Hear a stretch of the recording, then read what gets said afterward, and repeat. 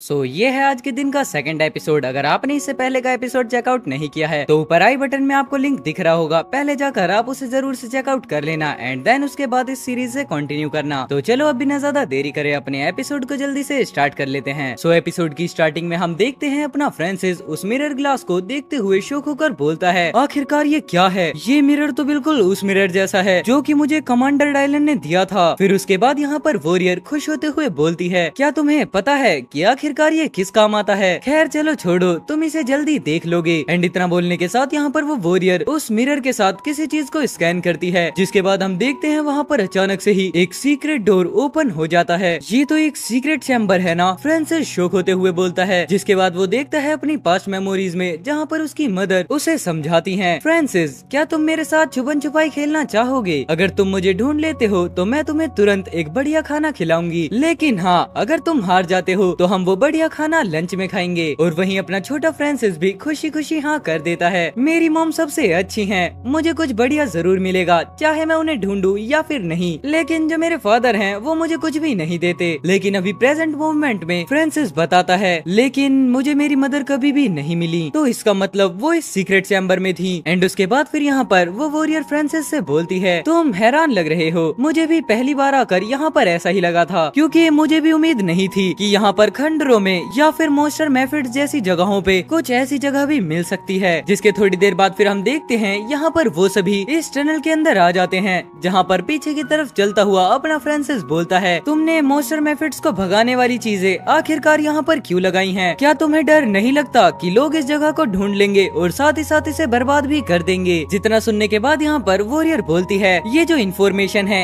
ये काफी ज्यादा क्लासिफाइड है, लेकिन तुम हमारे साथ मिशन में साथ हो तो इसलिए मैं तुम्हें ये बताऊंगी। डार्क स्टार क्लब ने मोस्टर मेफाइट्स को भगाने वाली चीजें नहीं बनाई और हमें ये सारी की सारी चीजें यहाँ पर एक्सपेंडिशन के दौरान मिली थी। तभी हम देखते हैं वहाँ पर अंदर का सीन जहाँ पर हालत थोड़ी खराब होती है, लेकिन साथ ही साथ हम देखते हैं एक सिग्नल जैसे टावर को। हमें लगता है कि ये जगह मोस्टर टाइड के आने से पहले ही मौजूद थी और जितने भी हमारे डार्क स्टार क्लब के एक्सपर्ट्स हैं उन सभी का मानना है कि ये मोस्टर्स को स्टडी करने वाली एक जगह हुआ करती थी। लेकिन अनफॉर्चुनेटली यहाँ पर इस चीज को साबित करने के लिए उनके पास बहुत ज्यादा कम सबूत बचे हैं। एंड जो हमारी सबसे ज्यादा मेन डिस्कवरी है वो सिर्फ मोस्टर मेफिड्स को भगाने वाली चीजें हैं। और तभी वो वॉरियर उसी सिग्नल टावर के सामने आकर बोलती है, यही है वो मोस्टर्स मेफिड्स को भगाने वाली चीज। एंड उसके बाद अपना फ्रांसिस भी इस चीज को थोड़े गौर से देखता है, क्या ये डिवाइस सच में मोस्टर मेफिड्स को भगा सकता है? मतलब सच में जब भी मैं बचपन में छुपन छुपाई खेलता था मुझे मेरी मदर कभी भी नहीं मिली, वो जरूर से यहाँ पर आकर छुप गई होंगी। फिर उसके बाद हम देखते हैं यहाँ पर वॉरियर को जो कि वापस से उस ग्लास को डिवाइस के सामने करते हुए बोलती है, चलो स्टार्ट होने के लिए रेडी हो जाओ। ओह क्या बात है, इस तरीके से इस डिवाइस को स्टार्ट करते हैं। और फिर उसके बाद जोई भी बोलती है, हाँ ये चीज काफी ज्यादा अमेजिंग है। एंड हम देखते हैं यहाँ पर वॉरियर अपने उस ग्लास से मशीन को डायरेक्ट स्टार्ट करने का ट्राई करने लगती है। हाँ ये चीज सिर्फ अमेजिंग ही नहीं है बल्कि ये साथ ही साथ मोस्टर मेफिड्स को भगा भी सकती है। लेकिन अभी भी अपने सवालों से घिरा हुआ फ्रांसिस साइड में खड़े हुए सोच रहा होता है, क्या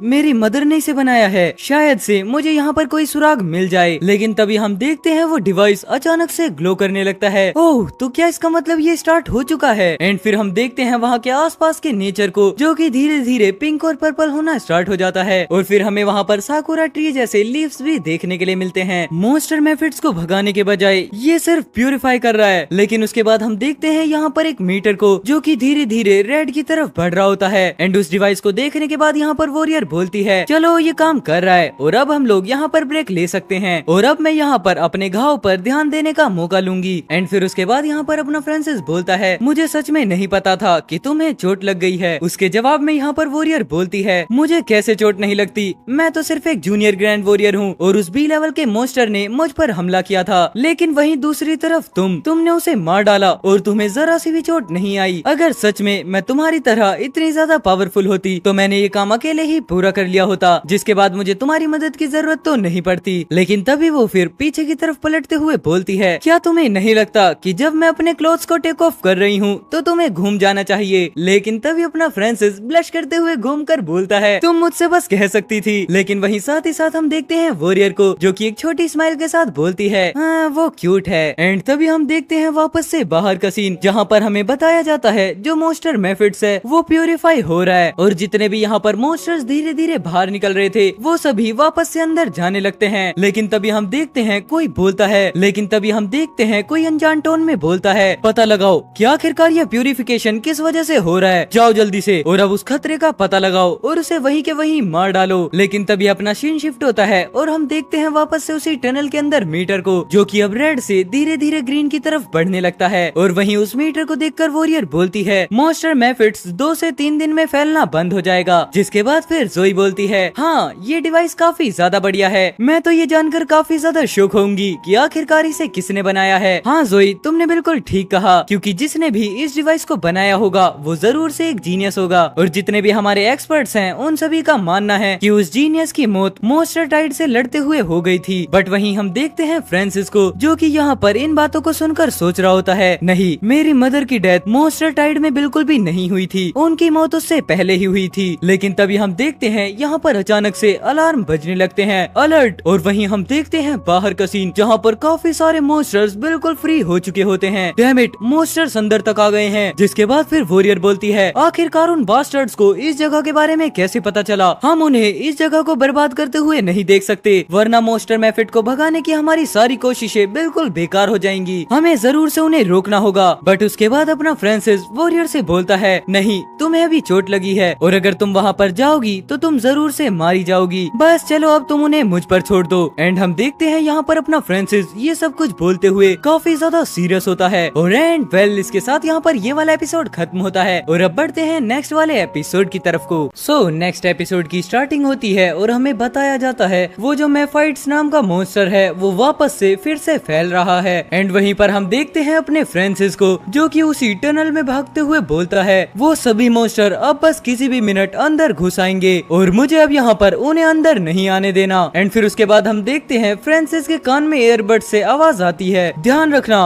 वो मॉन्स्टर्स वैसे बिल्कुल भी नहीं है जैसे कि हमने पहले उन्हें देखा था, क्योंकि अब वो साथ ही साथ यहाँ पर टॉक्सिक गैस को भी छोड़ सकते हैं, जिसकी वजह से उन्हें संभालना और भी ज्यादा मुश्किल हो जाता है। और फिर उसका जवाब देते हुए अपना फ्रांसिस बोलता है तुम चिंता मत करो, मुझे पता है कि मैं क्या कर रहा हूँ, जल्दी से उस सीक्रेट एग्जिट को खोलो। और तभी हम देखते हैं अचानक से ही फ्रांसिस एक तरफ टर्न लेता है, लेकिन हम देखते हैं साथ ही साथ एक गेट से फ्रांसिस की जेब तक एक ओरा कनेक्ट होने लगता है। एंड हमें पता चलता है फ्रांसिस ने उस मिरर को अपनी पॉकेट के अंदर रखा होता है। क्या जो भी लाइट मिरर से टकरा रही है वो डायरेक्ट दीवार के पार जा सकती है। चलो खैर छोड़ो, मुझे पहले उन सांप वाले मॉन्स्टर्स को निपटाना होगा। और फिर वहीं पर हम देखते हैं एक काफी बड़ी टुकड़ी को जहाँ पर सिर्फ स्नेक मॉन्स्टर होते हैं। एंड अपना फ्रांसिस भी सही टाइम पर वहाँ पर शैडो स्वॉर्ड का यूज करते हुए अंदर आ जाता है और लगातार उन्हें कट करना भी स्टार्ट कर देता है। यू बास्टर्ड, अब तुम सब यहाँ पर मारे जाओगे। एंड फिर उसके बाद यहाँ पर सभी स्नेक की बॉडी बिल्कुल कट हो जाती है। ओह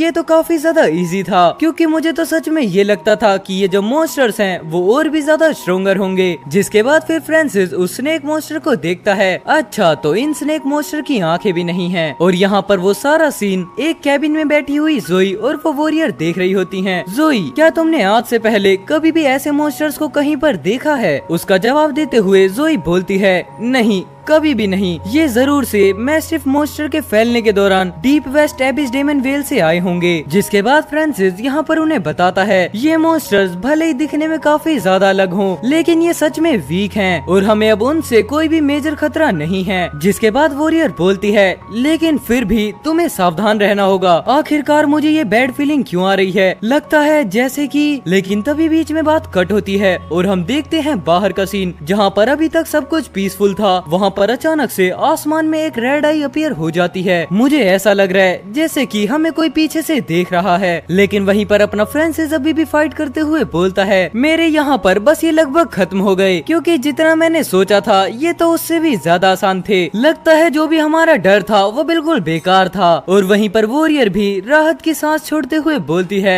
लगता है शायद से वो अलार्म झूठा था। ये सभी मॉन्स्टर्स दिखने में तो स्ट्रेंज हैं, लेकिन ये सभी बिल्कुल सी लेवल के मॉन्स्टर हैं। लेकिन वहीं पर हम देखते हैं जोई को जो चिल्लाकर बोलती है इन सभी मॉन्स्टर्स के बारे में कुछ न कुछ तो गड़बड़ है, वो अभी तक नहीं मरे हैं। फ्रांसिस थोड़ा ध्यान से। जिसके बाद हम देखते हैं काफी बड़ा जाइंट स्नेक फ्रांसिस को बस निकलने ही वाला होता है और उसके बाद होता है यहाँ पर एक काफी बड़ा धमाका। बट हम साफ साफ देख सकते हैं फ्रांसिस अपनी लाइटनिंग स्टेप का यूज करते हुए उस अटैक को डॉज कर लेता है। शायद से ये इन मॉन्स्टर्स का डुप्लीकेट है और अब तो मुझे ऐसा लगता है कि मुझे अपनी लेटेस्ट स्किल को इनके ऊपर आजमाना पड़ेगा, क्योंकि जो मेरी नई स्किल है वो एक ही टाइम पर काफी सारे लोगों पर अटैक कर सकती है, जो कि बिल्कुल शैडो स्वॉर्ड टेक्निक पर बेस्ड है। और फिर उसके बाद यहाँ पर फ्रांसिस अपनी टेक्निक का यूज करने लगता है। मैं अपनी सारी ताकत लगाऊंगा, इसे ऊपर की ओर घुमाऊंगा और तलवार की जितनी भी पावर है उससे एक तूफान बनाऊंगा ताकि मैं सभी टारगेट्स पर एक ही साथ हमला कर सकूं। वो अब जरूर से इसे बर्बाद कर देगा। लेकिन यहाँ पर अचानक से फ्रांसिस की सोर्ड बिल्कुल खाली होती है और उससे ब्लड टपकने लगता है। क्या